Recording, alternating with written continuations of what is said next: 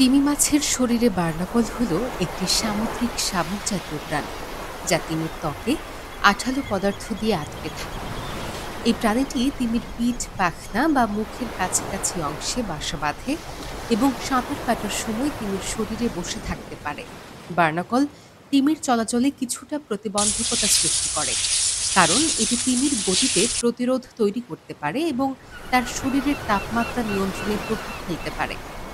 Barnacle তিমির শরীরে আটকে থাকার কারণে তিমির শক্তি খরচ বেড়ে যেতে পারে এবং খাদ্য অনুসন্ধানে তিমির কার্যক্ষমতা কমে যেতে পারে।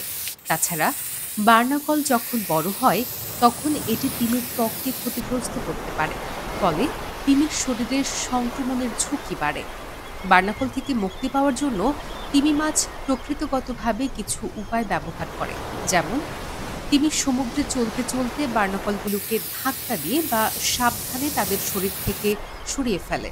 তাছাড়া কিছু প্রজাতির তিমি তাদের ত্বকে বিশেষ ধরনের পলিপ ও অণুজীব জন্মায়, যা বার্নাকলগুলোকে ধীরে ধীরে দূর করতে সাহায্য করে।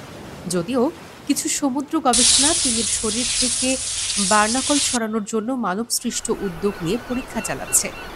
প্রকৃতিতে এটি মূলত প্রাকৃতিক উপায়ে ঘটে থাকে,